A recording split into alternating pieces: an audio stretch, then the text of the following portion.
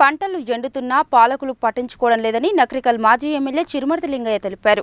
రైతులను ఆదుకోకపోతే ఉద్యమిస్తామని హెచ్చరించారు. గురువారం నార్కట్పల్లి మండలం చిన్న నారాయణపురం గ్రామంలో మాజీ ఎమ్మెల్యే చిరుమర్తి లింగయ్య ఎండిన పంట పొలాలను పరిశీలించారు.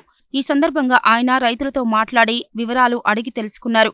ఈ సందర్భంగా ఆయన మాట్లాడుతూ గత 10 ఏళ్లుగా పంటలు సాగు చేస్తున్నా ఎన్నడూ సాగునీరు లేక పంటలు ఎండిపోలేదని, ఈ ఏడాది పంట చేతికందే దశలో నీళ్లు లేక పశువులను మేపుతున్నామని రైతులు వాపోతున్నారని చెప్పారు.